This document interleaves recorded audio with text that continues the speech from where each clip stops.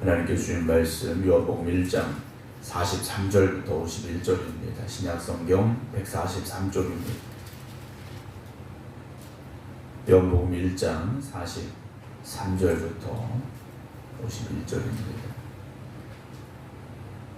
이튿날 예수께서 갈릴리로 나가려 하시다가 빌립을 만나 이르시되 나를 따르라 하시니 빌립은 안드레와 베드로와 한 동네 벳세다 사람이라. 빌립이 나다나엘을 찾아 이르되 모세가 율법에 기록하였고 여러 선자가 기록한 그 일을 우리가 만났으니 요셉의 아들 나사렛 예수니라. 나다나엘이 이르되 나사렛에서 무슨 선한 것이 날 수 있겠느냐. 빌립이 이르되 와서 보라 하니라. 예수께서 나다나엘이 자기에게 오는 것을 보시고 그를 가리켜 이르시되 보라, 이는 참으로 이스라엘 사람이라. 그 속에 간사한 것이 없도다. 나다나엘이 이르되 어떻게 나를 아시나이까. 예수께서 대답하여 이르시되 빌립이 너를 부르기 전에 네가 무화과 나무 아래에 있을 때에 보았노라. 나다나엘이 대답하되 라비여, 당신은 하나님의 아들이시요 당신은 이스라엘의 임금이로소이다. 예수께서 대답하여 이르시되 내가 너를 무화과 나무 아래에서 보았다 함으로 믿느냐.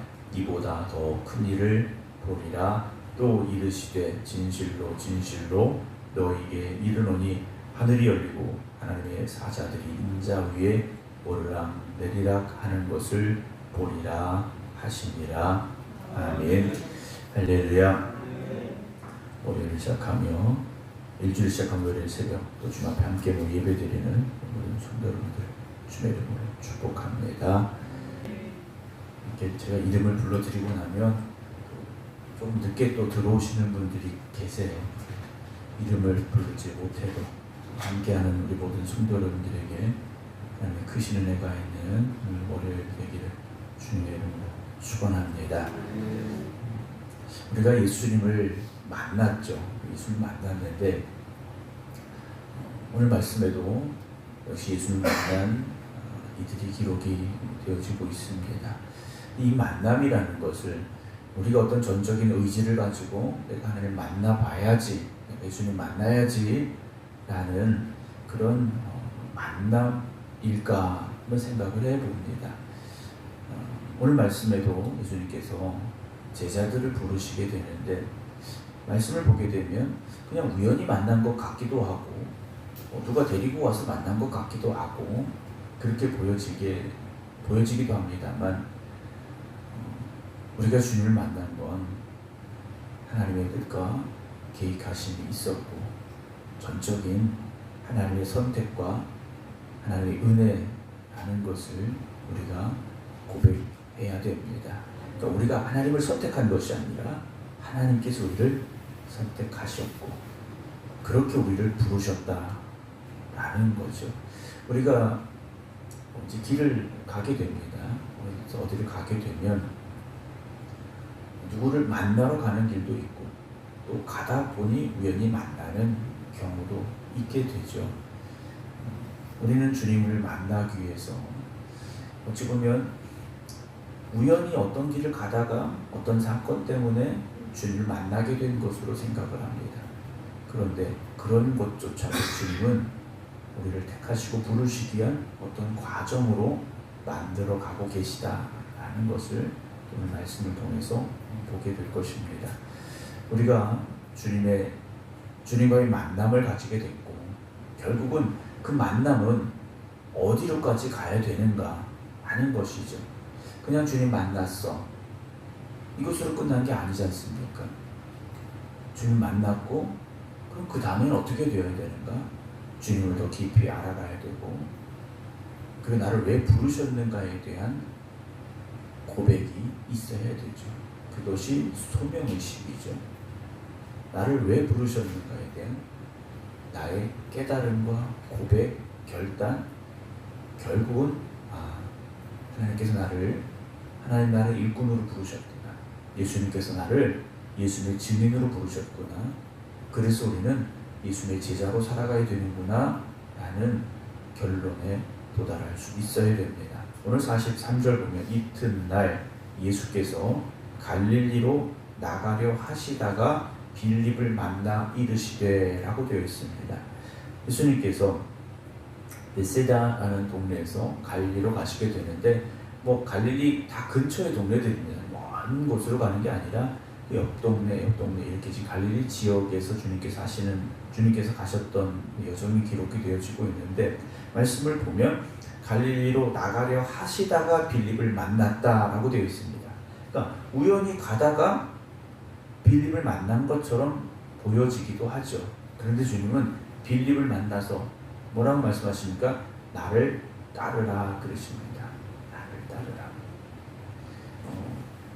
나를 따르라 라는 말씀 이전에 어떤 생략된 부분들이 있을 수 있겠죠. 왜냐하면 성경은 모든 일을, 모든 사건을, 모든 말씀을 다 기록하진 않았다라고 되어 있습니다. 말씀을 드렸습니다. 그러니까 요한복음 1장에서 사도 요한이 말하고자 하는 것은 무엇이냐? 예수님은 어떤 분이신가? 왜 오셨는가에 대한 말씀을 하면서 제자들을 만나시고 부르시는 장면을 기록을 합니다. 우연히 만난 것처럼 보여지지만 어찌 보면 주님은 빌립을 만나시려고 그 길로 가셨을 것이고, 그리고 빌립은 주님의 말씀을 듣고 순종하며 주님을 따르는 제자가 되어졌던 모습을 보게 됩니다. 그 앞에 예수님께서 빌립에게 어떤 말씀을 하셨는지, 아니면 빌립이 예수님에 대한 어떤 말을 들었는지는 알 수 없습니다. 그러나 나를 따르라 하실 때 빌립이 그 말씀에 순종할 수밖에 없었던 어떤 고백과 또 어떤 일들이 분명히 있었을 것이다라는 거죠. 그냥 따른 것은 아닐 거라는 겁니다. 여러분들이 지금까지 신앙생활하고 있는 이유는 무엇인가? 주님을 만났던 그런 계기, 분명히 그런 계기가 있었기 때문에 지금까지 신앙생활을 하고 계신 거예요. 간혹 우리가 나는 옛날에 교회 다니는데 지금 안 다녀요 하시는 분들을 볼 때도 있어요. 그런 분들도 어떤 일들이 있었기 때문에 지금 교회를 안 다니고 있다는 거죠.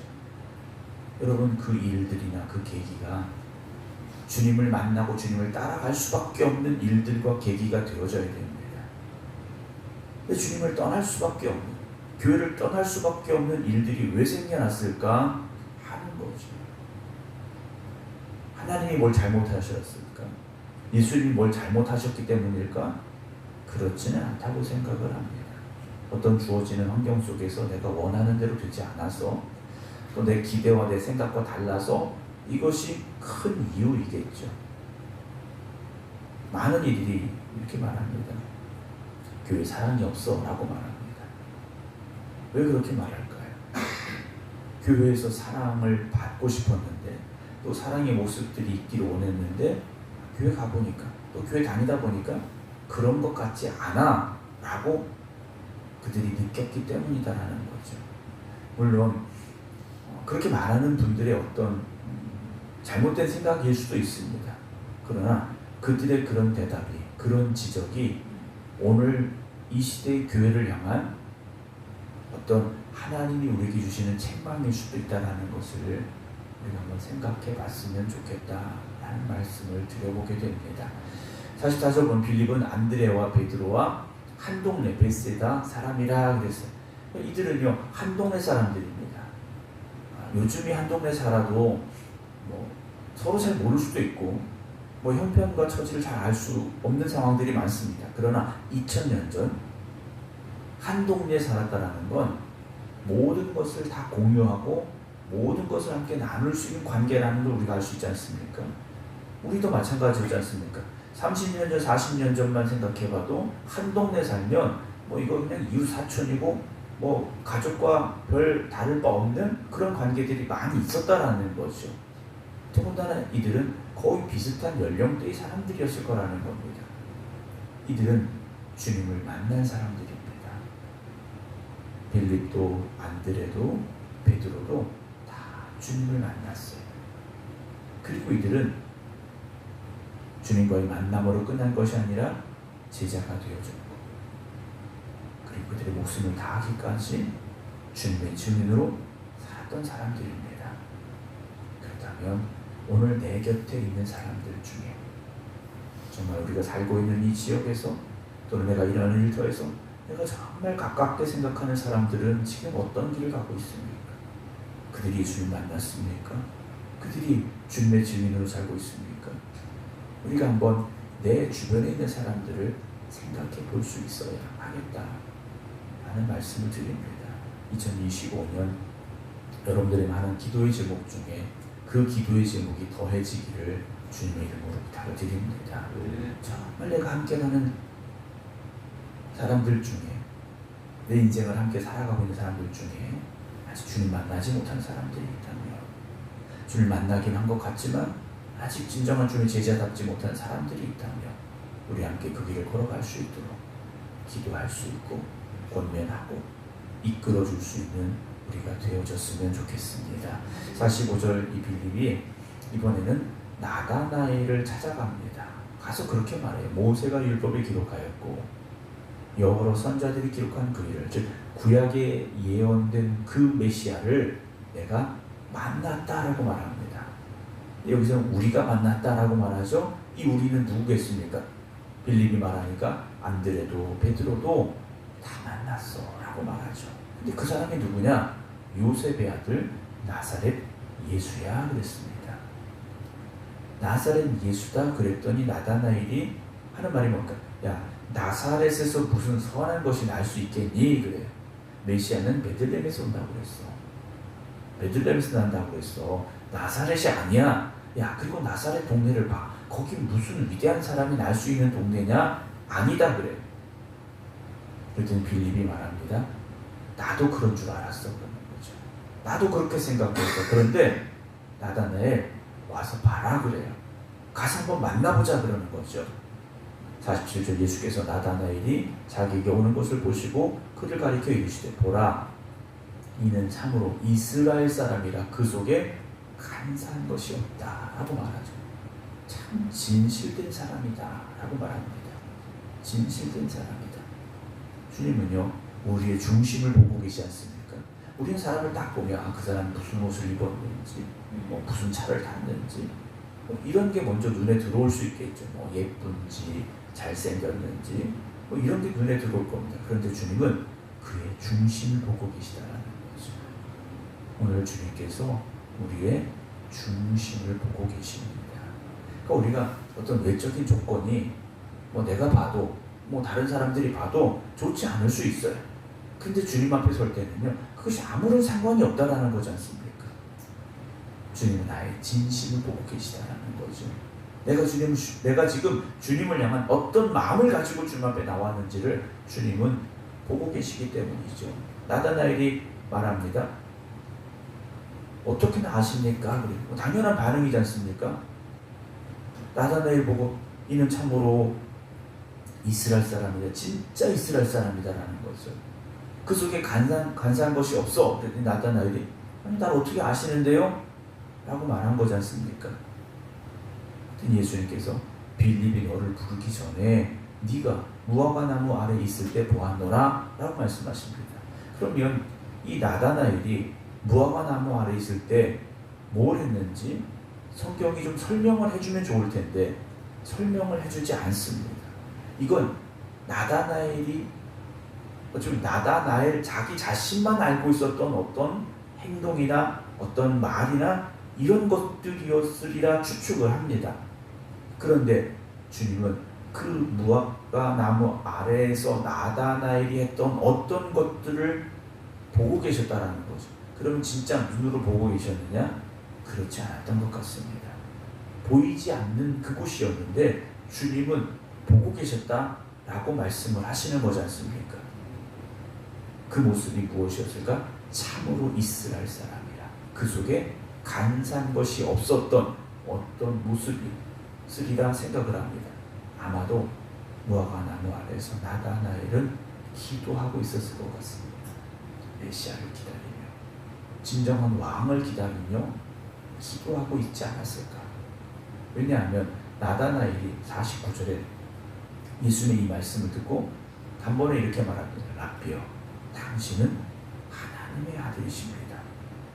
당신은 이스라엘의 임금입니다. 우리 왕입니다. 라고 말하죠.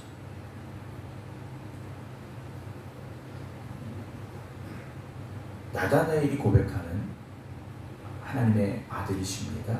이스라엘의 왕입니다. 주님은 그렇게 이 땅에 오신 거지 않습니까? 그러니까 이 고백이요, 그냥 어떻게 하다 우연히 나온 고백이 아니라는 거죠.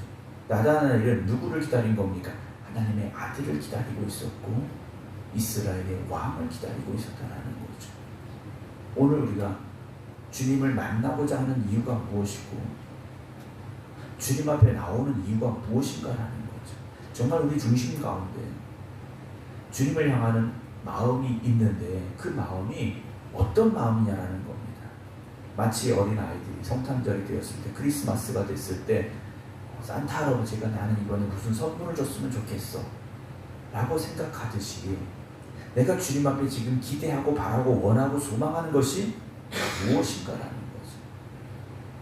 나다나엘은 하나님의 아들을 기다렸고 이스라엘의 왕이 되시는 분을 기다리고 있었습니다.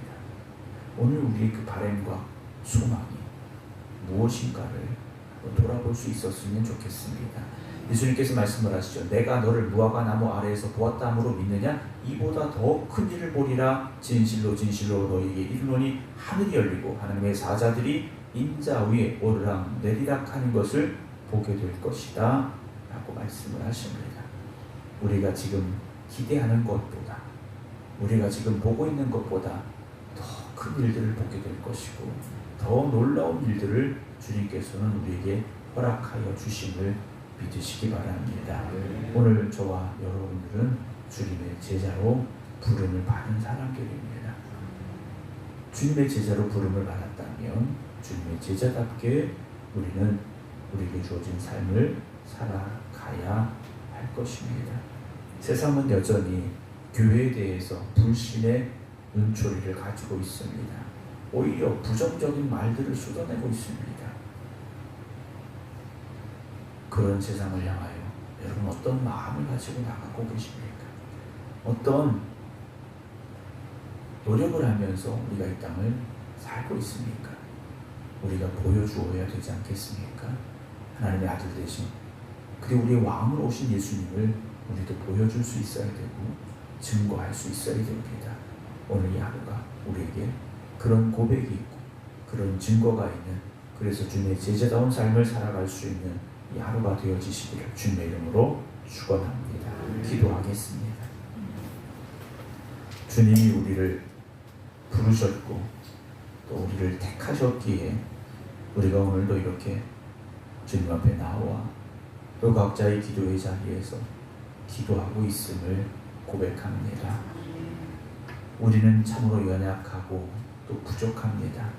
그런 우리들임에도 불구하고 주님께서 우리를 제자로 택하여 주시고 우리를 하나님 나라의 일꾼으로 삼아 주셨기에 이제는 주님만 바라보며 믿음의 열심을 가지고 살아가는 저희들이 되게 하여 주시옵소서. 오늘도 세상에 많은 이들이 교회를 비난하고 믿음의 사람들을 향하여 손가락질하는 모습들이 있습니다. 정말 이 시대의 교회들이, 이 시대의 믿음의 자녀들이 주님의 제자다운 삶을 살아가게 하시고 주님의 몸된 교회로서의 역할을 감당할 수 있게 하여 주시옵소서. 오늘 먼저 저희들이 그 사명을 받았음을 고백합니다. 우리가 먼저 우리에게 주어진 이 사명의 자리에서 하나님의 기쁨이 되기 위해 힘써 노력하게 하시고 세상에 나아가서 하나님의 뜻을 행하고 전할 수 있는 삶이 되게 하여 주시옵소서. 2025년이라는 새로운 날을 주신 하나님, 특별히 이번 한 주간도 주님의 제자다운 삶을 살아갈 수 있는 저희들이 되게 하여 주시옵소서. 그래서 저들을 통하여 복음이 증거되게 하시고 하나님의 구원의 역사가 이루어지게 하여 주시옵소서. 이번 한 주간 저들의 기도하는 가운데 주님 응답하시고 또한 역사하여 주시옵소서. 질병으로 힘들어하고 고통당하는 이들이 있습니다. 주님, 그들을 기억하여 주시옵시고 저들이 그 질병과 고통에서 자유함을 얻게 하시고 깨끗하게 나음을 얻게 하여 주시옵소서. 이제는 우리 주 예수 그리스도의 은혜와 아버지 하나님의 극진하신 사랑하심과 성령님의 감동 감화 교통하심이 오늘도 주님의 제자로 부르신 이 자리에서 우리가 충성하겠습니다 결단하며 기도드리는 모든 성도들 위해 이제부터 영원토록 함께 하시기를 간절히 축원하옵나이다. 아멘.